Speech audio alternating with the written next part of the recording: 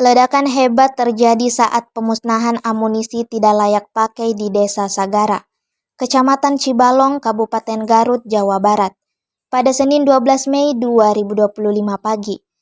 Peristiwa tersebut menewaskan 13 orang, 4 anggota TNI dan 9 warga sipil.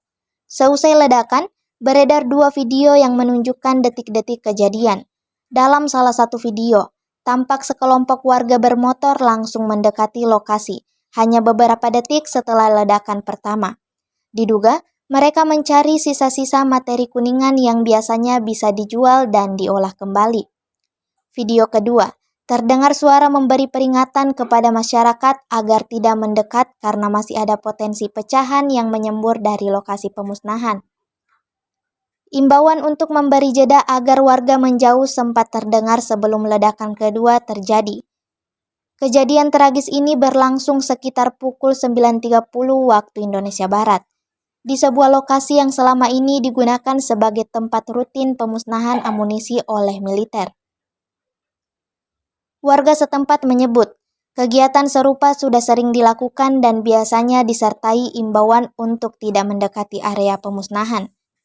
Namun berbeda dari sebelumnya, kali ini ledakan justru menimbulkan petaka. Beberapa korban ditemukan tak jauh dari titik ledakan dan langsung dilarikan ke RSUD Pamengpeuk, Garut Selatan. Sejumlah saksi mata menyebutkan bahwa pihak militer telah memberikan peringatan sebelum proses pemusnahan dimulai. Namun, belum dapat dipastikan apakah seluruh warga benar-benar berada di luar radius aman saat ledakan terjadi. Diduga, masih ada warga yang mencoba mendekat sebelum proses selesai. Hingga saat ini, pihak berwenang masih melakukan penyelidikan terkait penyebab pasti terjadinya insiden dan bagaimana korban bisa berada terlalu dekat dengan titik pemusnahan.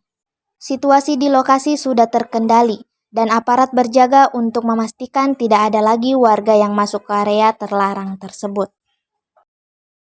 Download Tribun X sekarang, menghadirkan lokal menjadi Indonesia.